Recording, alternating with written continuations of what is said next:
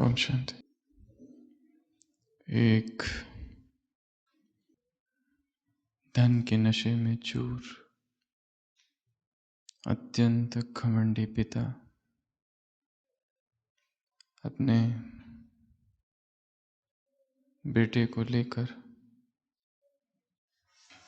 गांव की तरफ जाते हैं, देहातों में, और कुछ समय वहां रहते हैं।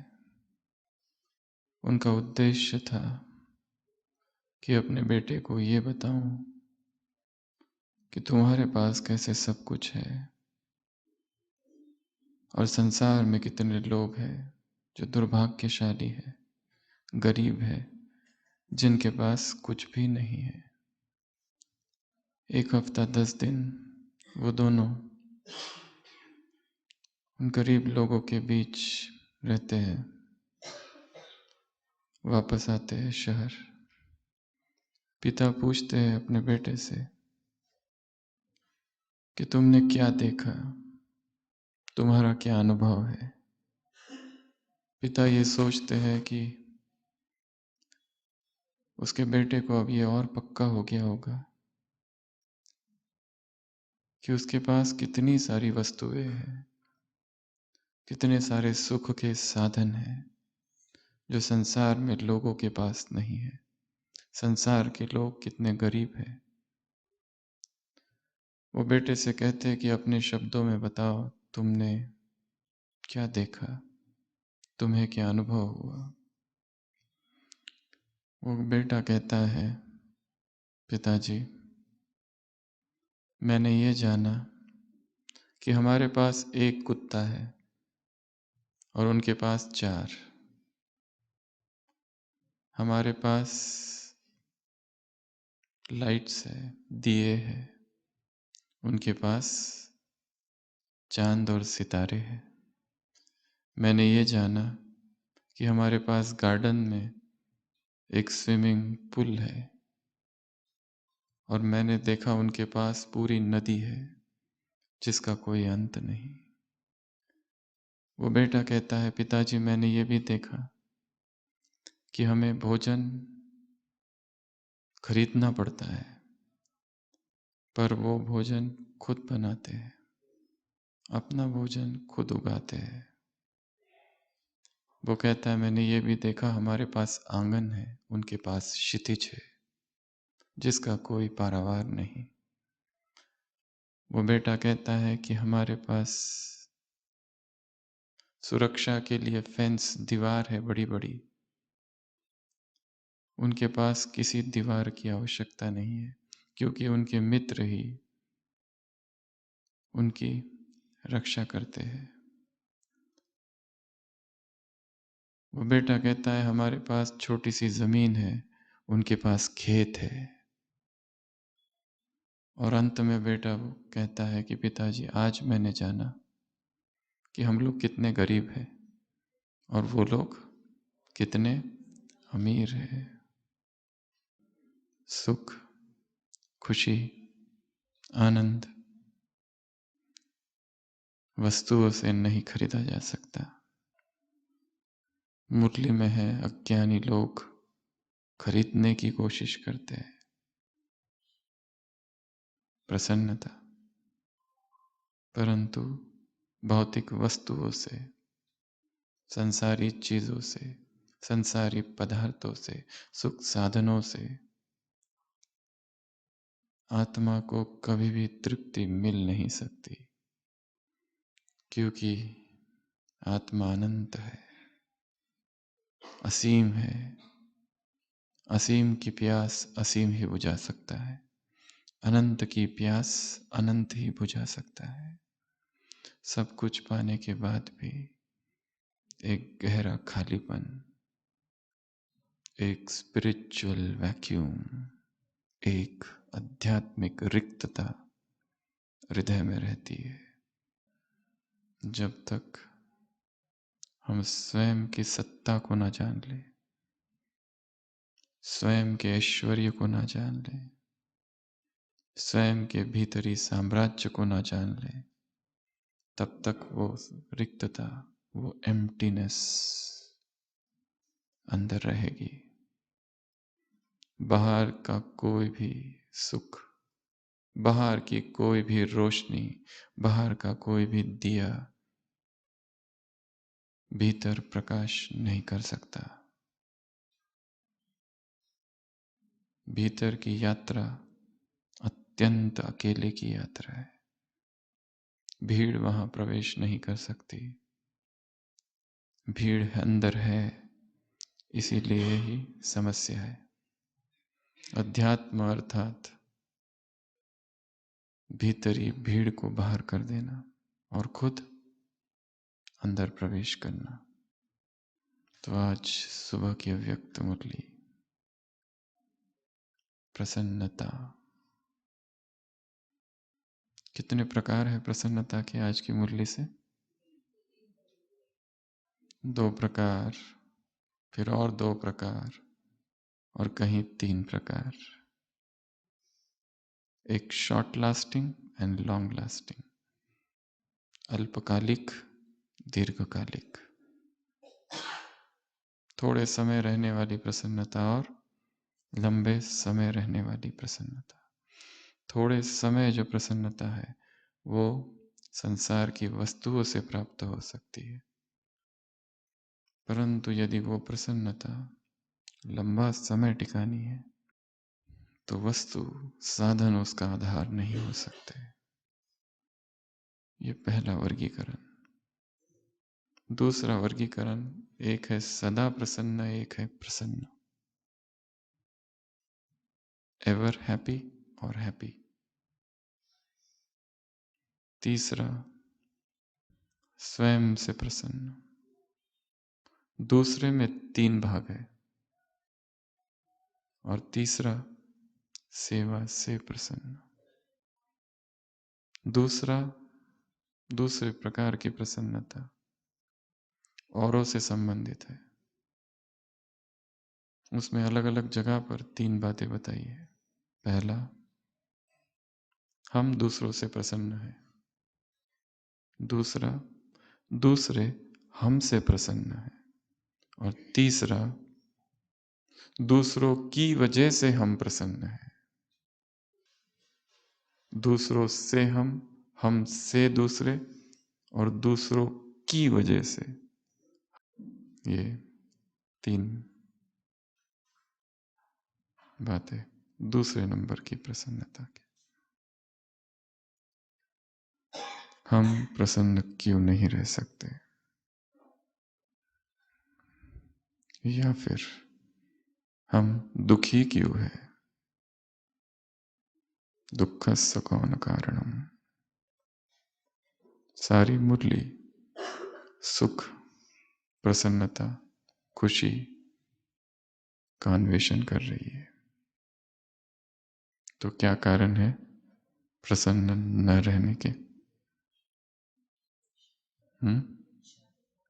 इच्छा और ईर्ष्या और दिल शिकस्त और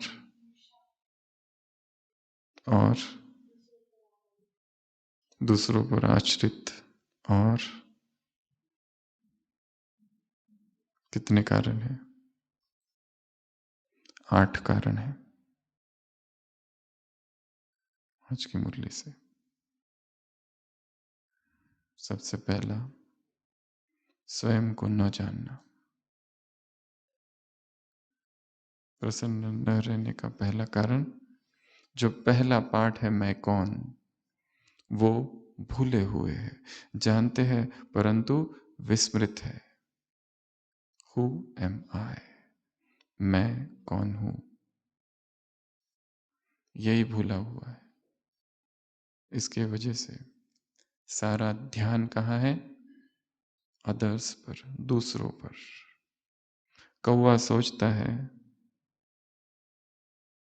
मैं कितना काला हूं, और ये बगुला जो है वो कितना सफेद है। दुखी है अपने कालेपन से। बगुले के पास जाकर कहता है कि तुम तो बहुत सुखी हो संसार में, तुम कितने सफेद हो। बगुला कहता है मैं भी ऐसा ही मानता था कि मैं बहुत सुखी हूं, बहुत सुंदर हूँ। पर जिस दिन मैंने तोते को देखा, दो दो रंग, मेरी खुशी समाप्त हो गई। एक ही रंग पकड़ा हूँ, उसको देखो दो दो रंग है। कौवा तोते के पास जाता है, तोता कहता है मैं भी यही समझता था कि मैं सबसे सुंदर हूं, पर जिस दिन मैंने मोर को देखा मल्टी कलर्ड, मेरी खुशी समाप्त हो गई। लगा कि मैं भ्रम में जी रहा था। कौवा मोर के पास जाता है। मोर प्राणी संग्रहालय में है, जू में। कौवा कहता है कि तुम कितने सुखी हो, सब कुछ तुमको मिलता है, हजारों लोग तुम्हें देखने आते हैं, और कितना तुम्हारा सौंदर्य है। मोर कहता है मेरा सौंदर्य ही मेरे दुख का कारण है। ये पूरे प्राणी संग्रहालय में हर प्रकार के पक्षी पशु है, एक कौवा छोड़कर। वो एक ही है जो आकाश में उन्मुक्त गगन में स्वतंत्र घूमता है। उससे अधिक सुखी तो संसार में कोई भी नहीं है। ये कालापन जैसे उसके लिए वरदान है। मैं कौन हूं, यही भूला हुआ है। तुम जैसा, तुम्हारे जैसा कोई भी नहीं है। You are unique, incomparable. तुम्हारा कंपैरिजन, तुम्हारी तुलना, अतुल हो तुम। तुम्हारी तुलना किसी के भी साथ नहीं की जा सकती। तुम में जो है वो इस संसार में और किसी के भी पास नहीं। ये तो ठीक है, मनुष्य अपनी तुलना मनुष्य से करता है। अगर वो अपनी तुलना झाड़ से करने लगे, पशु पक्षियों से करने लगे, चांद सितारों से करने लगे, सूरज से करने लगे, तो कितना दुखी हो जाएगा। मनुष्य से तुलना कर कर ही इतना दुखी है। पक्षी से तुलना करे तो दुखी हो जाएगा, मैं उड़ नहीं सकता, मैं उड़ नहीं सकता। मछली से अगर तुलना करे तो मैं तैर नहीं सकता। कितना कितना दुखी हो जाएगा। जेलसी का मूल कारण ईर्ष्या का बीज है तुलना, कंपैरिजन। कंपैरिजन अगर हट जाए तो ईर्ष्या नहीं रहेगी। तो अप्रसन्न होने का सबसे पहला कारण स्वयं की विस्मृति, आत्मसत्ता की विस्मृति। स्वयं के अस्तित्व को हमने पूरी तरह नहीं जाना है। इस परिवार में ही नहीं, इस संपूर्ण जगत में मैं एक उत्कृष्ट कलाकृति हूं। I am a masterpiece. मेरे जैसा ना कोई था, ना कोई है, और ना कोई होगा। रोज इस वाक्य का अभ्यास करना है। मेरे जैसा इस संसार में ना तो कोई था, ना कोई है, और ना कोई होगा। तो सबसे पहला कारण स्वयं की विस्मृति। सारे स्वमान क्या करते हैं, हमें याद दिलाते हैं कि मैं कौन हूं। दूसरा कारण अप्रसन्नता का। बाप ने जो बनाया या दिया उसको भूले हुए, अर्थात प्राप्तियों की विस्मृति। सारा चिंतन किसका चल रहा है, अभाव का, डिफिशियंसी का। जो नहीं है उसका, और जो है, जो मिला है, जो दिया गया है, उसका हमने इतना चिंतन किया ही नहीं है। मधुबन में आने का अवसर, मधुबन में रहने का अवसर, मधुबन में अमृत वेला करने का अवसर, मधुबन में सेवा करने का अवसर, ब्राह्मणों की सेवा करने का अवसर, पवित्र जीवन जीने का अवसर, फरिश्ता स्थिति का अनुभव करने का अवसर, शरीर में रहते शरीर से डिटैच्ड होने का अवसर। इतना कुछ मिला है, स्थूल भी और सूक्ष्म भी। जो मिला है उसकी विस्मृति। और चिंतन हम किसका कर रहे हैं? जो नहीं मिला, जो नहीं है, जो दूसरों के पास है। एक पत्थर तोड़ने वाला बहुत दुखी है, बड़े बड़े पत्थर तोड़ता है, बहुत दुखी है, बहुत दुखी है। कब तक आखिर यही काम, कठोर काम, पत्थर ही तोड़ता रहूं? देखता है एक साहूकार जा रहा है, सोचता है मैं भी साहूकार बन जाऊं तो कितना अच्छा होगा। भगवान से प्रार्थना करता है, हे प्रभु मुझे साहूकार बना। अचानक फरिश्ता प्रकट होता है। कहानी झूठी है पंचतंत्र की, पर उसके झूठे होने से उसका जो बोधर्थ है वो कम नहीं हो जाता। फरिश्ता कहता है, जो तुम सोचोगे और जो तुम चाहोगे वही होगा। तथास्तु। वो साहूकार बन जाता है, इतना खुश हो जाता है, पालकी में बैठ के जा रहा है। परम दोषी उसकी ये खुशी अल्पकाल है। थोड़ी देर में देखता है राजा जा रहा है, उसके सामने ये पालकी तो जैसे बैलगाड़ी लगने लगती है उससे। फिर से प्रार्थना करता है, प्रभु मुझे राजा बना दे। राजा बन जाता है। तथास्तु। फिर से फरिश्ता। राजा जा रहा है, पाल हाथी पर बैठकर, पर सूरज की किरणें उसके चेहरे को जला रही है। गुस्सा करता है सूरज पर। इसका अर्थ ये हुआ सूरज मुझसे अधिक शक्तिशाली है। हे प्रभु मुझे सूरज ही बना दे। तथास्तु। सूरज बन जाता है। अब बहुत खुश है, सारी धरती को जलाऊंगा। पर मेरे किरणों के बीच ये बादल कहां से आ गए? अर्थात बादल मुझसे अधिक शक्तिशाली है। हे प्रभु मुझे बादल बना दे।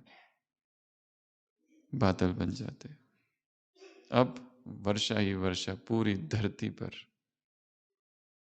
पर ये क्या? चट्टानों पर, पर्वतों पर मेरे वर्षा का कोई प्रभाव नहीं। वो तो वैसे के वैसी ही है।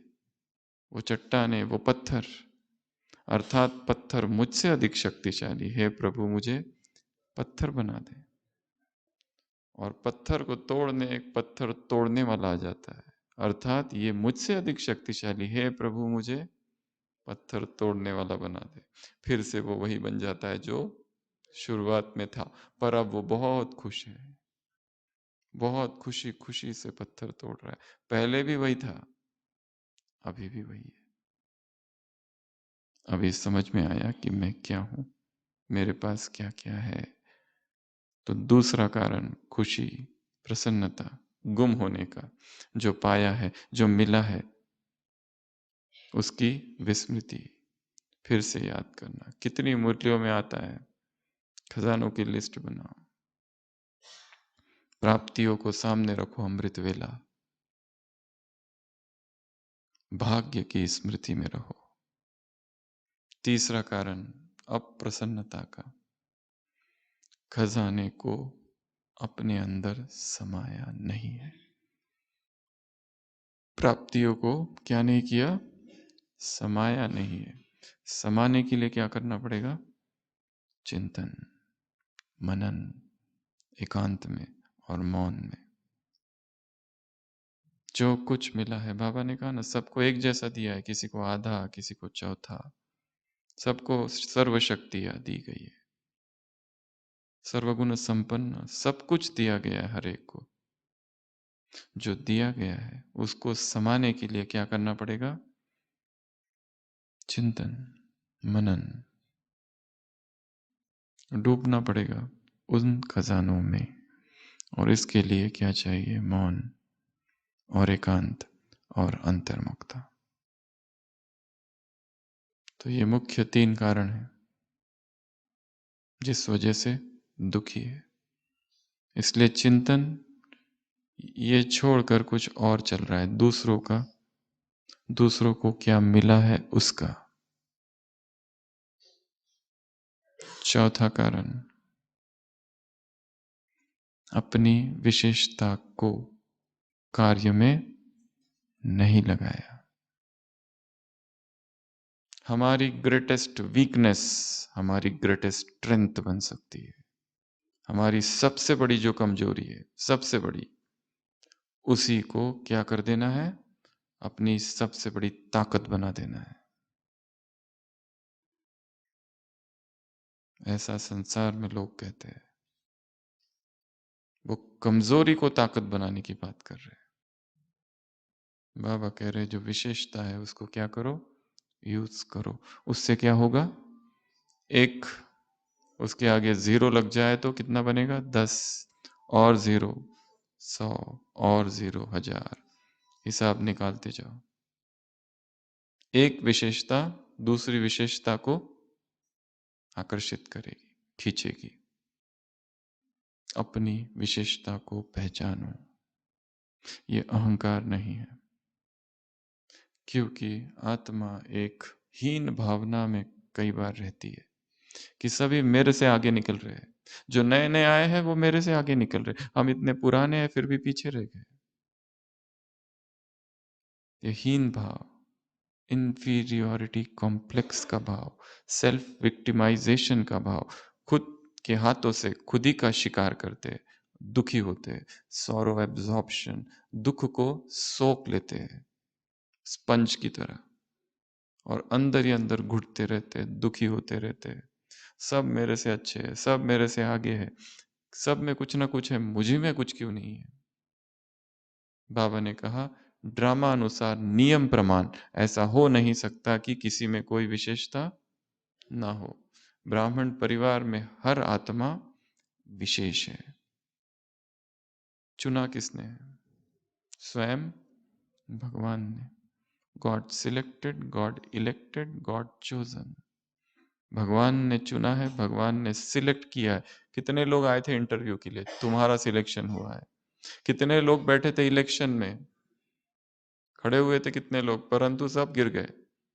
You are God elected, God selected and God chosen.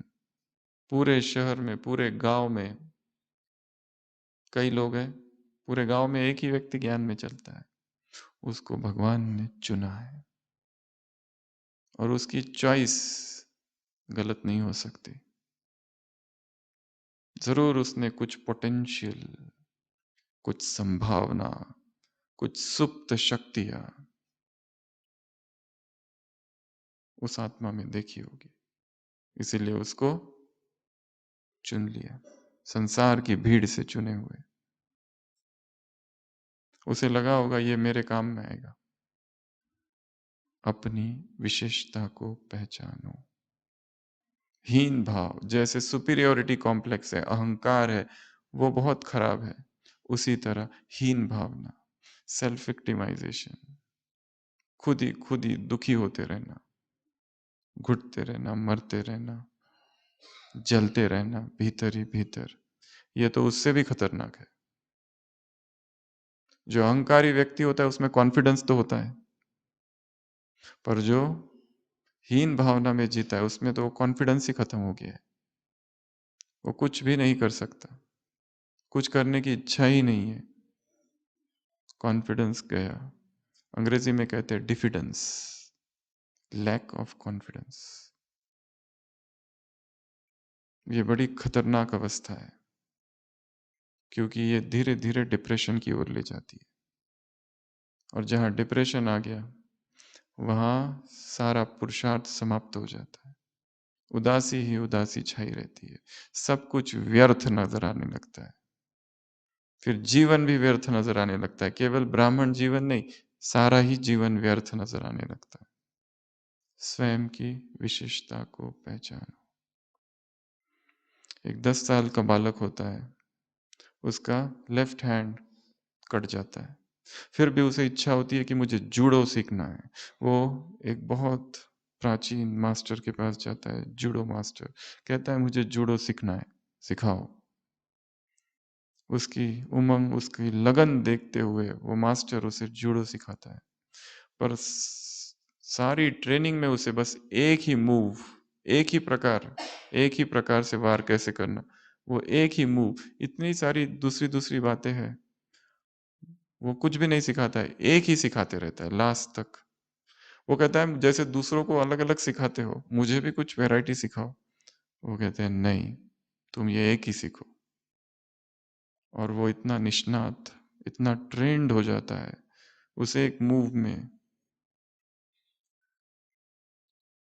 कि वहाँ जो कंपटीशन होती है उसमें जीत जाता है, अगली कंपटीशन में भी जीत जाता है, उसके आगे और एक कंपटीशन होती है उसमें भी जीतता है, और एक सबसे खतरनाक कंपटीशन होती है जिसमें उसका सामना एक ऐसे व्यक्ति से है जो उससे 10 गुना अधिक शक्तिशाली है, जिसके दोनों हाथ हैं, पर फिर भी उस खेल में भी वो जीत जाता है। वो अपने मास्टर से पूछता है कि मेरे जीतने का क्या कारण है। वो मास्टर कहता है कि तुम जीते केवल उस एक मूव की वजह से, वो जो एक तुमको सिखाया था, क्योंकि उस एक टेक्निक में तुम्हारे सामने जो शत्रु था, अगर उसे अपनी रक्षा करनी है तो उसे तुम्हारा लेफ्ट हैंड पकड़ने की आवश्यकता थी, और तुम्हारा तो लेफ्ट हैंड था ही नहीं, इसलिए तुम्हारी जीत हो गई।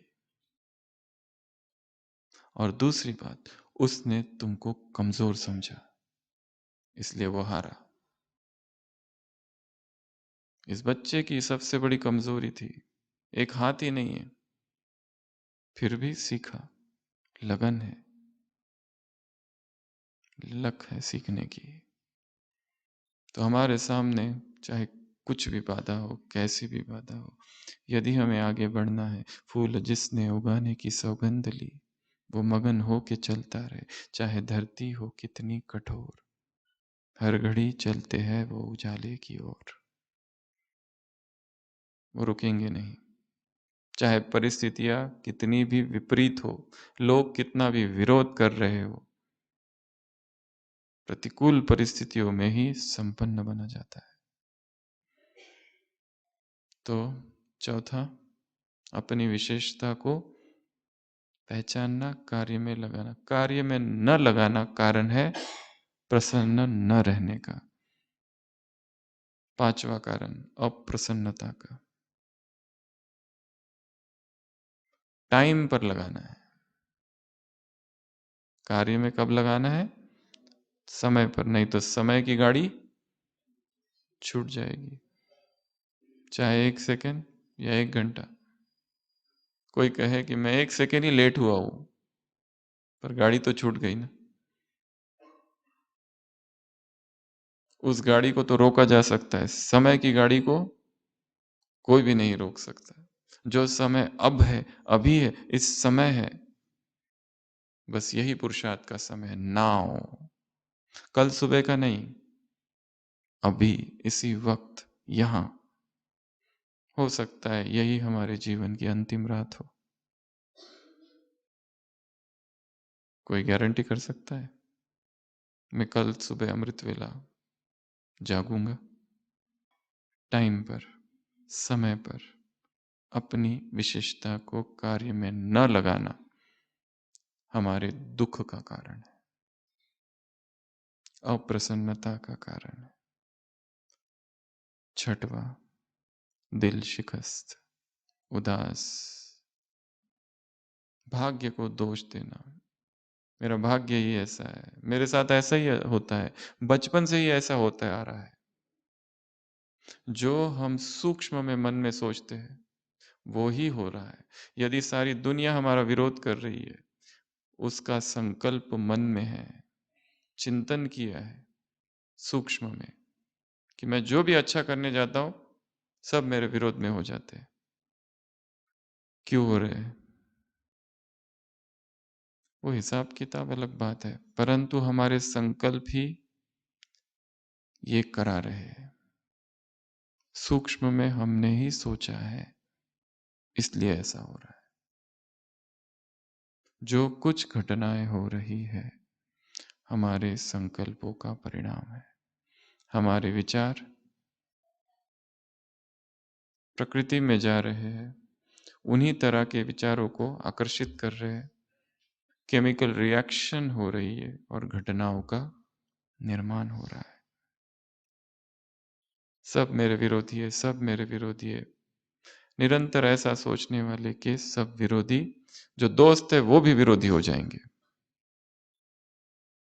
एक तो ये कारण है। दूसरा कारण, बीज से कनेक्शन कम है। अगर बीज से कनेक्शन शक्तिशाली है तो झाड़ के सारे पत्ते अपने आप सहयोगी हो जाएंगे। तीसरा, दिखावे की इच्छा है, कहीं ना कहीं एडवर्टाइजमेंट है, आडंबर है, ढोंग है। दूसरों को पता चले मैं हूं, मेरी सेवाएं क्या है। ये इच्छा दूसरों को विरोधी बना रही है। ये तीन कारण है।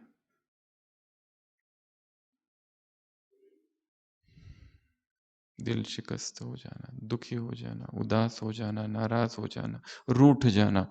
और रूठने का कारण हमारी अपनी इच्छाएं है और अपेक्षाएं है। बाबा ने कहा इच्छा अच्छा बनने नहीं देती। हम जो सोचते हैं लोग उसके विरोध में करते हैं। क्यों? क्योंकि हमारी एक्सपेक्टेशंस बहुत ज्यादा है। इस संसार के लोग पहले ही दुखी है, उनसे क्या अपेक्षाएं रखें। हर एक अपने दुख दर्द में जी रहा है, अतीत का बोझ लिए हुए, भविष्य की चिंताओं के साथ। दुखी हो जाना, दिल शिकस्त हो जाना, नाराज, उदास, डिसहार्टन्ड। और जब भी ऐसा हो, दूसरों को दोषी नहीं ठहराना। जितनी ज्यादा एक्सपेक्टेशंस उतना अधिक दुख, जितनी कम अपेक्षाएं उतना कम दुख। दूसरे हमारी केयर करे, दूसरे हमारा साथ दे, दूसरे हमें सहयोग दे, दूसरे हमें सम्मान दे, हमारी प्रशंसा करे, एक्नॉलेज करे, रिकॉग्नाइज करे, हॉस्पिटैलिटी, मेहमान नवाजी करे, प्रेम दे, केयर दे, अटेंशन दे, ध्यान दे मेरी तरफ, मुझे समझे, अंडरस्टैंडिंग, सिंपति, सहानुभूति प्रकट करे। ये सभी रॉयल भिखारीपन है। योगी अर्थात मुझे किसी से कुछ भी नहीं चाहिए। स्थूल तो बहुत दूर की बात, ये जितनी सूक्ष्म बातें बताई, प्रेम, सम्मान, केयर, लव, ये सब कुछ, ये भी भिखारी बना देता है। कुछ भी नहीं चाहिए। I stand alone. दिल शिकस्त। और सातवां, ईर्ष्या। ईर्ष्या का बीज तुलना, कंपैरिजन। और कंपैरिजन करना हमें बचपन से सिखाया गया है। बचपन से ही हमने सीखा है। कुछ भी हम करने जाते तो कंपेयर करते। यदि हम दुखी हो जाए तो ये देखते हैं कि सभी दुखी है, सभी अगर दुखी है तो ठीक है, फिर थोड़ा हल्कापन लगता है। बाढ़ आ गई, खेती को नुकसान हो गया, उससे पूछा जाता है कि तुम्हारी खेती में बहुत नुकसान हो गया। वो पूछता है कि जो बाजू वाला था पड़ोसी, उसकी खेती को भी नुकसान हुआ है क्या? हाँ हुआ है। और उसके बाजू वाला था, उसके खेती को नुकसान हुआ, उसके भी हुआ, फिर ठीक है, अभी ठीक है, अभी थोड़ी राहत मिल गई। कंपैरिजन, हर जगह कंपैरिजन। जितना अधिक कंपैरिजन हम करते रहेंगे, वो एक दूसरी बात है, हम दूसरों से कुछ सीखे, अच्छी बात है। परंतु इसलिए जेलसी दो प्रकार की होती है, पॉजिटिव एंड निगेटिव। पॉजिटिव अर्थात हमको लगता है ये बहुत अच्छा है, इससे कुछ सीखा जा सकता है, हम दुखी नहीं हो रहे, सीख रहे, उससे हम सीखे, चाहे चिंतन सीख रहे, चाहे व्यवहार सीख रहे, इटिकेट्स, मैनर्स सीख रहे, संयम सीख रहे, कितनी नियमितता है किसी के जीवन में, जरा भी इधर उधर नहीं दिनचर्या, फिक्स्ड है, सीखना है। एक दूसरा है, हम कुछ भी नहीं कर रहे, केवल कंपेयर कर रहे हैं। और कंपेयर इसलिए भी कर रहे हैं क्योंकि वो जो कर रहे हैं हम नहीं कर सकते। अब हमारे सामने मार्ग क्या है? एक तो उसकी निंदा, दूसरा उसको नीचे खींचो ताकि वो हमारे लेवल पर आ जाए, तो फिर ठीक है। ईर्ष्या, ईर्ष्या अग्नि है, जलाती है, आग है, बेचैनी उत्पन्न करती है, अस्वस्थता है। ये मेरे से आगे कैसे, मेरे होते हुए पीछे से आगे, मेरे से आगे जा रहा है।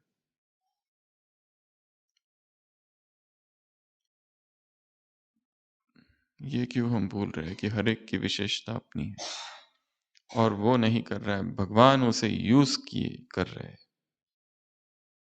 हमें भी सहयोग देना है, सूक्ष्म शुभ भावनाएं रखनी है। और यहाँ ऊपर से दिख रहा है कोई आगे है, कोई पीछे है, कोई पीछे है, कोई आगे है। वास्तव में कौन कितना आगे है किसी को पता नहीं, खाली भ्रम हो रहा है कि ये आगे है, ये पीछे है। जिसकी स्थिति आगे है बस वही आगे है। कौन कितने साल से है, किसके पास क्या पद है, पोस्ट है, कितनी सेवाएं की है, ये सब बात की बात है। किसी को कुछ याद नहीं रहेगा क्या सेवाएं तुमने की थी। हाँ, उसको केवल एक ही बात याद रहेगी, तुम्हारा व्यवहार कैसा था, मदद मांगी थी, मदद दी थी कि नहीं दी थी, बस वही याद है। बाकी तुमने कितनी सेवाएं की किसी को कुछ पता नहीं। ईर्ष्या, आग, जलन, जितनी ज्यादा ईर्ष्या, जितना ज्यादा कंपैरिजन, उतना अधिक दुख और उतनी कम प्रसन्नता। ये सातवां कारण है। ईर्ष्या से मुक्त कैसे हो, क्या किया जाए? सबकी विशेषता देखना, केवल देखना नहीं, सच्ची दिल से देखना, अप्रिशिएट करना, आगे बढ़ाना, और खुद को भी विशेष समझना। जैसे उसमें वो विशेषता है, मुझ में कुछ और विशेषता है। 5 पांडव दिखाए, एक एक में एक एक विशेषता है जो मैं कर सक। बाबा ने किसका उदाहरण दिया? भोली भंडारी। भाषण नहीं है, परंतु विशेषता है महारथियों की लिस्ट में।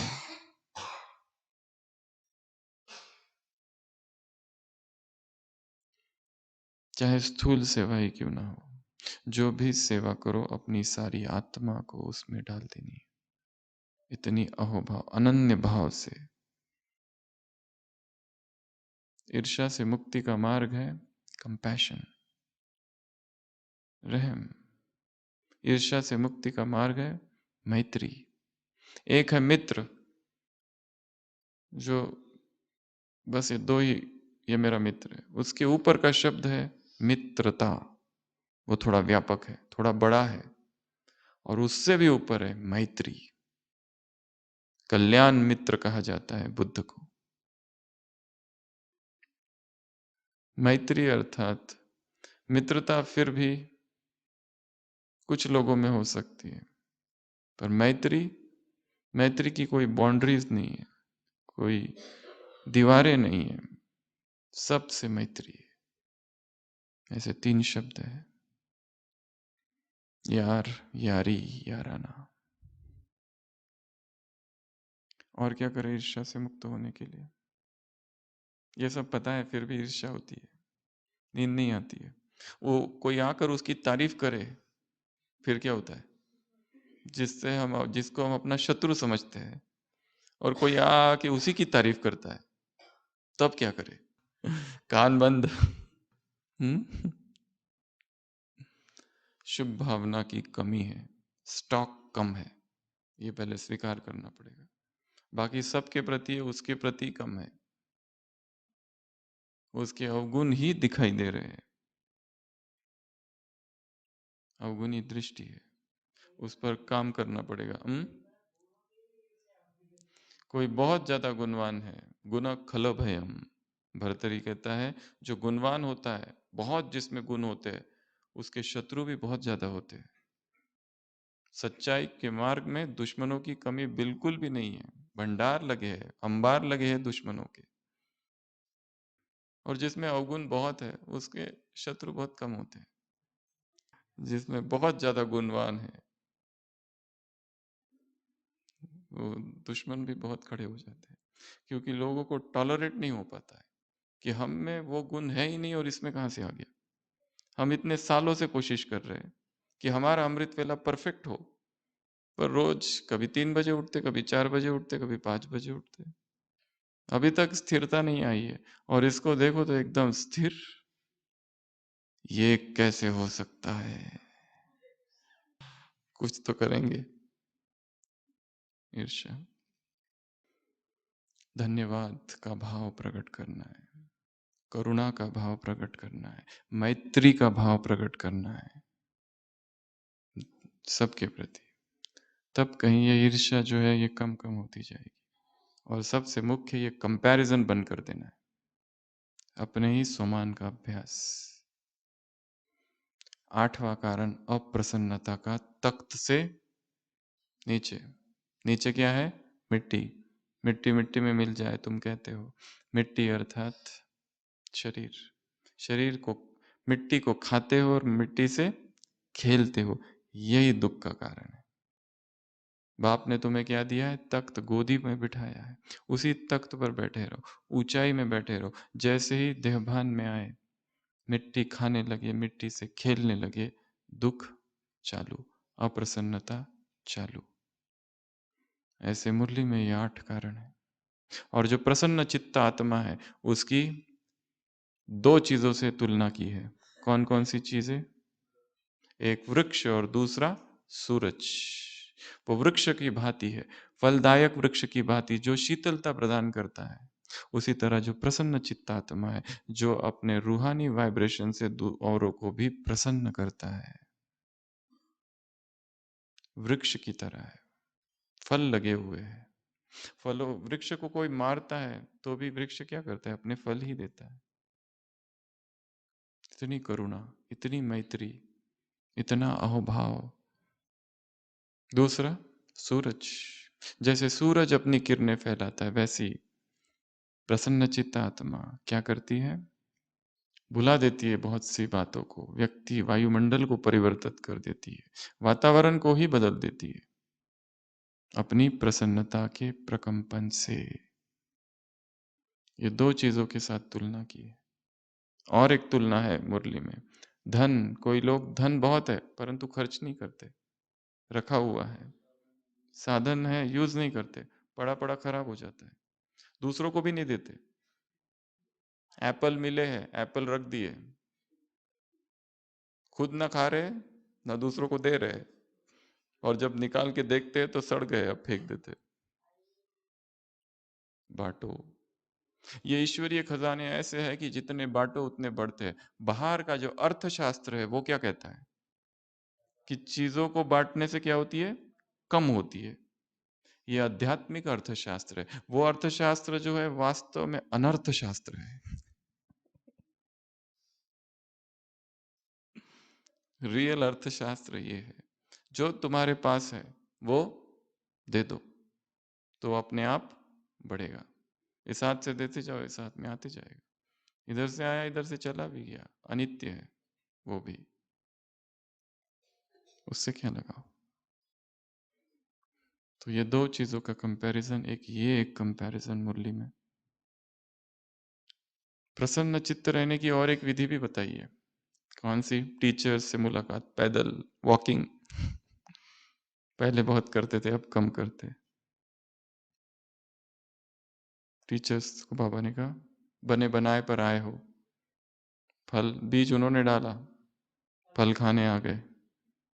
फल खाने के टाइम पर मेहनत उन्होंने की, एक हाथ में सामान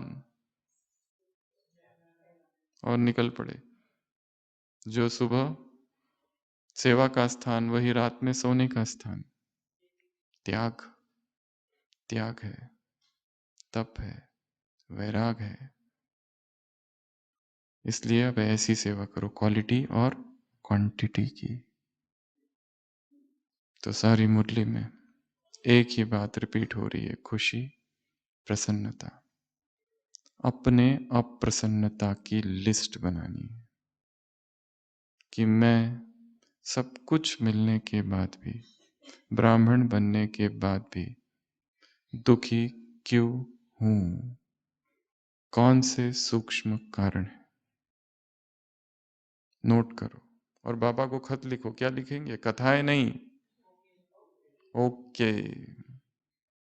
दूसरे मुझसे होके, मैं दूसरों से होके।